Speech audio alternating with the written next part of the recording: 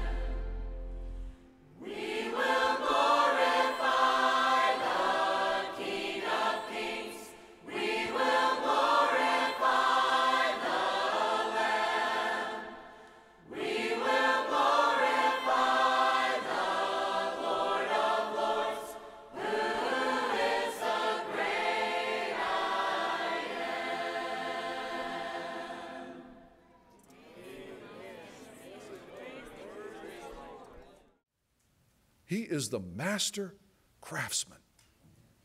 He knows what he needs to do in me to make me what he is. He already sees the end product. He's just, there's a smile on his face when he looks at what he's got to make out of this mess. And trust me, it is. That's what it is in itself. I'm a mess, and so are you. But we have a God who can take these messes that we have, that we are, and can turn us into something that it will absolutely astound everybody looking on. It will say, wow, what an incredible God this is. Look at what he's able to do. Look at the glory that radiates from that person, completely free from all of this that's wrong down here. Able to stand before him, able to live with him forever and ever. You know, one of the things that I know distresses a lot of folks is this idea, I'm supposed to die to sin. That means it's not supposed to, these desires are supposed to just go away. It doesn't work that way, does it? I mean, sometimes the Lord can take away a particular thing that maybe there's a spirit involved, but I'm talking about in general. You think God's going to fix your body so it doesn't want the wrong things anymore? No. Sin doesn't die, we die to it. And we do it by faith and participation in what he has done for us at the cross, because we understand, I was there. I don't understand that with my intellect, but he said it. He, in his purpose, he put every one of his believers in his Son. They were there. They died. That's money in the bank. I have the right to reckon on what happened there. But the thing that was just made real to me and Wednesday night and since is what God has to do many times, well, all the time. He's got to hem us in. He cannot turn a single one of us loose and just say, oh, it's going to be fine. All they have to do is follow their heart and everything will be great. No, God is going to have to put us in places of confinement. And the human nature is to say, I don't like that. I don't want to be shut up. I want to be free. Well, if that's your reaction, boy, do you need to be hemmed up. Lord, have mercy. You know, it especially affects young people. It affects us everyone, but you think about young people. How many kids are there? How many young people are here? You just can't wait to grow up and get out from under the rules. You just don't like it. You can't do as you please when you please. Oh, you better fall down on your knees and thank God if you got parents who care enough about you to say no. God didn't give you perfect parents. And you can't condition your reaction to them based on them being wrong. First place, they might not be. Second place, that's not the issue. God is seeking to build a quality of surrender and trust and faith in a situation in which you are confined. What are you going to do about it? How are we going to react to those kind of situations? Are we just going to chafe and complain and fuss and fight and say, I want to be free? Or are we going to say, Lord, thank you. This is not a place. This is not jail. This is freedom. This is freedom. You think of somebody like Joseph. We all know the story. My God, God had a tremendous plan for Joseph's life. Gave him dreams that showed his brothers one day bowing down to him, even his father and mother, bowing down to him. They loved that.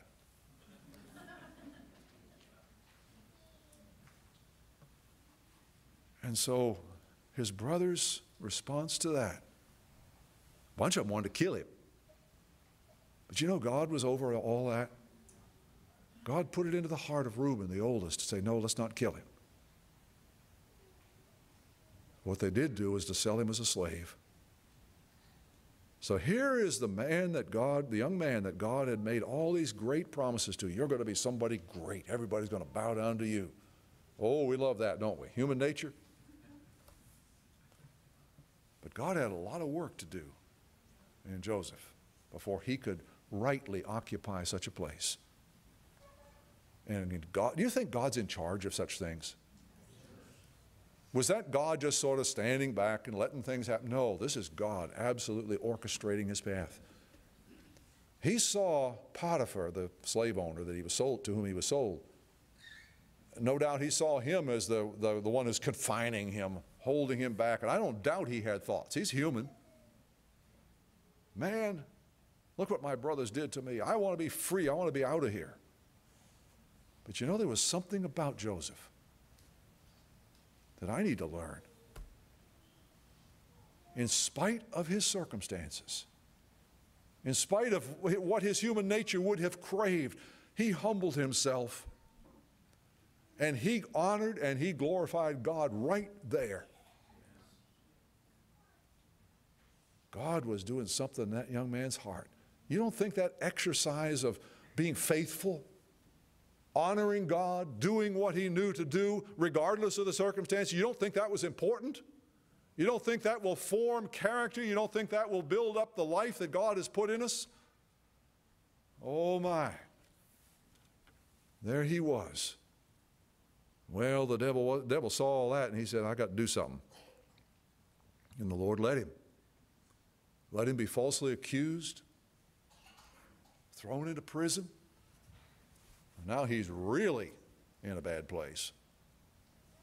And I'm sure the prisons weren't, they didn't have cable TV or the equivalent. They were not comfortable places. They were places to punish people and just treat them like dirt. And there he was, languishing in that prison. 1 week, 2 weeks, years went by. And there he is. But you know, you can't keep a guy like that down. He's still, you know, the devil's talking to him. You know he's being tested. You know he's being tempted. You're serving God. What's it getting you? What are you getting out of this? This is ridiculous. Give it up. But he wouldn't give it up. He was faithful. He continued to look to God and to honor God. You know, and the folks running the prison noticed him. This guy's different. You know, we need some help down here. We're going to have him be a trustee. We're going to have him help some of the other prisoners. And he became something of a leader in the prison. Oh, God was forming a character in him. You think God just might have you and me in places that are confining because he loves us and wants to do something that couldn't happen any other way? You think it's just outside possibility of that? Yeah. An inside possibility. But anyway, there he was. And you know the story, how he, of course, he tried to fix the situation himself. None of us would ever do that, I know. Here's a chance I can get out of this.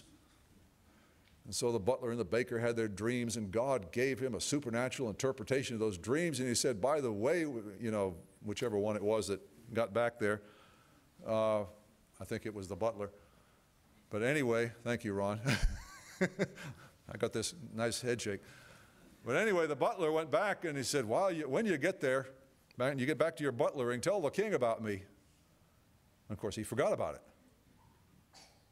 Now, how in the world would somebody forget something like that if the Lord didn't engineer that? It wasn't time. He still needed to be hemmed in. God was still getting him ready for an important job that he couldn't do if he just followed the dictates of his own nature. And when the time was right, Pharaoh had a couple of dreams, didn't he? Nobody could answer. And the butler was overhearing all this, saying, I remember my fault this day. There's a guy down in the prison. He can answer. He can tell you the answer. Man, when God was ready, he came out of that prison and went right to a throne inside of a day probably. I mean, bang, bang. When God's through, when God's done with what he's doing, don't you think he just enjoys keeping us in a place of confinement? His aim is freedom. You think of David and all the things that he expressed in his life. You think about how Samuel the prophet came to him, poured the oil on his head and said, you're the next king.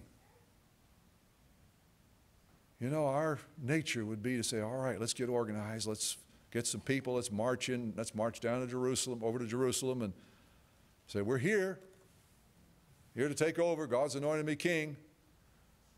Didn't work like that, did it? This was a man after God's own heart.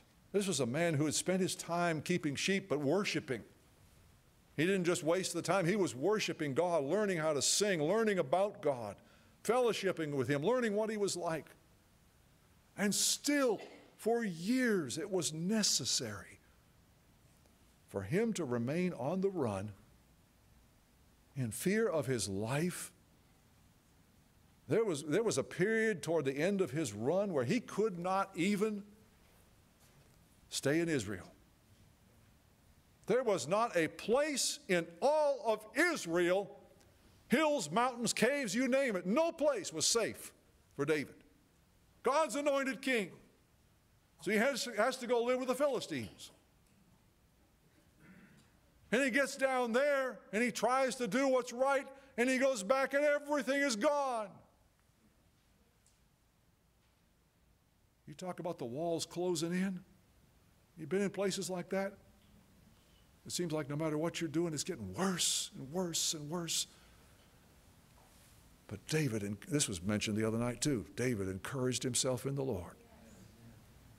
There was something in him that constantly, his North Star, if you will, was constantly, I'm in God's hands. I am going to trust in him. Nothing that has happened in my life is outside of his control. He loves me and I love him, and I am going to trust him. If I die, I'm going to die trusting in him. God was forming the character of his servant. And what a king he became. Yes, I know he had that one horrible lapse in his life, but other than that, the record is that he was a man after God's own heart. He was somebody that could forgive. You know, I need to go back to Joseph, because you think about not just the process of preparing him for a throne, but how many of us would have used our time in confinement to think about all the horrible judgments we could carry out on those wicked brothers of us who were responsible for us being there? Oh, that would fester. And we would just enjoy thinking about things, thinking about the tortures we could inflict, thinking about, how much we're going to enjoy when they get theirs. But God didn't have him there to nurse a bitter, unforgiving spirit, did he? That's the miracle of what God did in that place. That God was able to keep him and to so deal with his heart that when he came out, there was no bitterness. None. What a miracle. You talk about freedom. There are loads of people going around this world who are filled with bitterness and unforgiveness and resentment about everything that's going on around them. You think they're free? They're slaves. You think their bitterness is hurting the person they're bitter about? No, it's killing them. But God had set his servant free. And he came out there, and there was just a weeping joy in his heart when he was finally reunited with his brothers. And they were still scared to death. They knew what human nature was about. So this is impossible.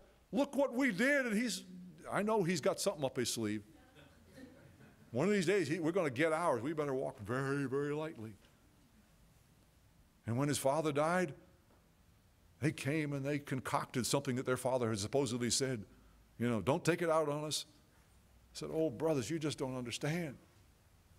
You meant it for evil. But what? God meant it for good. But do we apply that to the things that happen in our lives? Does God really mean the things that we go through for our good? The answer is yes. Your head goes this way. Yes, he does. And he did with David. You think of the freedom that he enjoyed. Even when he came to power. When he found out that Saul and Jonathan had died, his heart was broken. He wept, angry at the one who had killed him. And then he went around and said, is there not somebody from the house of Saul, the one that had been going around trying to kill him, isn't there somebody from the house of Saul that I can show kindness to? Boy, that really came out of human nature, didn't it? You think of the freedom that God had brought into his heart and into his life because he had looked to God, trusted God in so many different circumstances. You think there just might be a lesson for some of us in all of these things? So David uses that language, you hem me in. And human nature says that's a bad thing. That's jail. I want to get out of that. Or we might even think, yeah, I'm here now, but I just can't wait for God to be done with this so I can go on and be free. Well, the kind of freedom you're thinking, if that's how you're feeling, the kind of freedom you're talking about ain't going to do you or anybody else any good. That's self wanting its way. Don't worry. When we're really free, God's going to take all the hindrances away. But just think of just a handful of places and how David expresses this relationship with the Lord, how he saw it. Let's see, I'm thinking about Psalm 91. I mean, you know, what a perfect psalm. He who dwells in the shelter. So on the one place he's saying, you hem me in. Here he's calling it a shelter. This is a place of safety. This is a dangerous world. If I'm just on my own out here, I don't have a prayer. I got my own nature to contend with. I got devils to contend with. I got other people to contend with. Man, I don't have a chance. But God's made a shelter, and that's where I'm at. He who dwells in the shelter of the Most High will rest in the shadow of the Almighty. I will say of the Lord, didn't we sing this morning? He is my refuge and my fortress, my God, in whom I trust. Surely he will save you from the fowler's snare and from the deadly pestilence. He will cover you with his feathers. Under his wings you will find refuge. His faithfulness will be your shield and rampart. And he goes on to describe the blessings of that.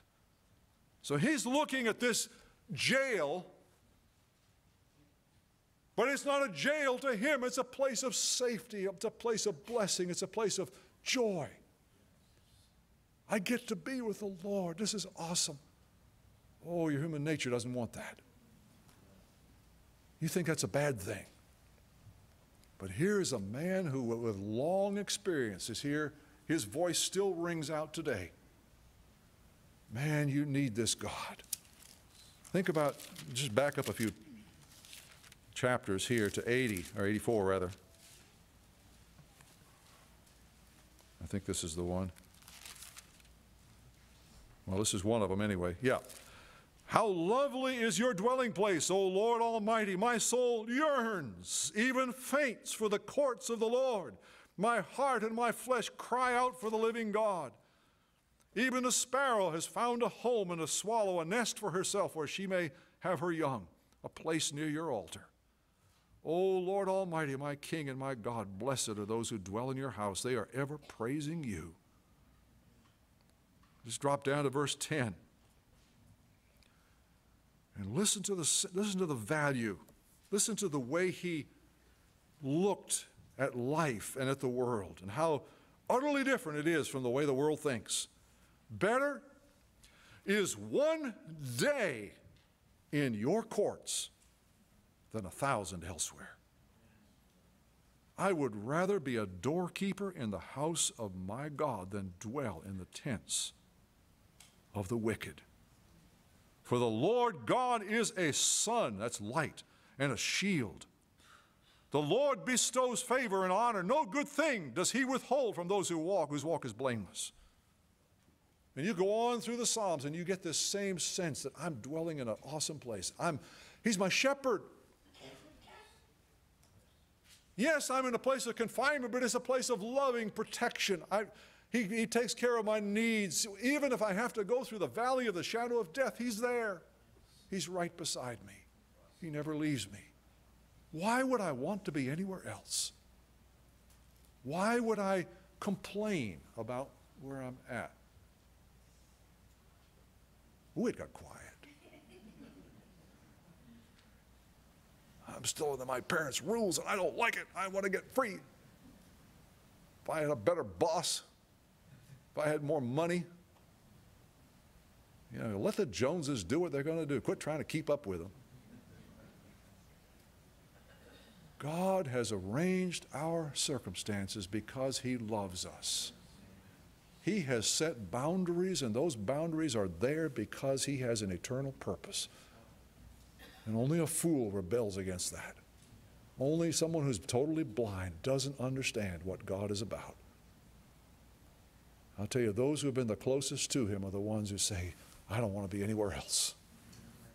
I want to be there with him. I'd rather be, well, like we said Wednesday night, I'd rather be in the lion's den or the fiery furnace with him than anywhere else. Because he is so wonderful. His love is so rich. He takes all those striving, all the anxiety out of my heart. My God, are you one that's, like the scripture describes, the wicked are like the troubled sea when it cannot rest, whose waters cast up dirt and mire. There's no peace, saith my God to the wicked. Oh, I'll tell you, He brings peace. That's when we stop striving, stop fighting him, stop complaining. Say, Lord, I'm in your hands, and the purpose of my life is to come to know you and to be set free from me. And I want to knowingly, I want to be on board with that.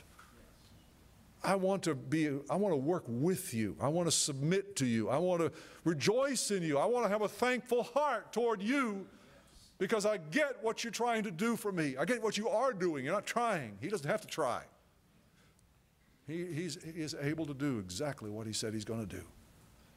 Do you know that we're going to have such freedom as you have never imagined, but it will be a freedom from all of this that just drives us right now, that lusts after this, wants that, and when they get it, isn't satisfied. It's just constant longing, constant unrest.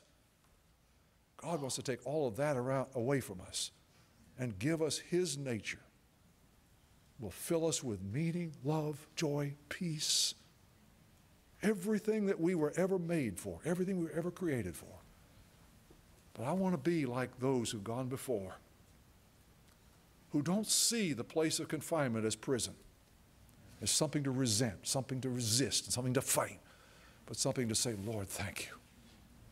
This is the place of your shelter for me. You've got me right where you want me, and you love me, and you're making something amazing out of me for your glory, and that's what I want to. And so I just humble myself to this, and I say thank you. But Lord, you know I need grace in this. I need help. I need strength. I don't have the ability in myself to do this. But you promised that you would give me exactly what I need. And so I'm trusting in you for that too, Lord. And I thank you for it. And Lord, even when it hurts, help me to say thank you, because I know that's doing something. That's killing one part and making another part stronger. It's not without a purpose. It's for an eternal purpose, and God is going to get the glory. So has God hemmed you in today? I think the answer is yes. Why? Because he loves you. He's not punishing you or me. He knows what we need. If his own son had to submit himself to his to earthly parents, come on, give me a break. You think maybe we'll have to do a little bit of the same? I believe God has got so many things in store for his people that we can't even imagine. But to him be the glory. Praise God.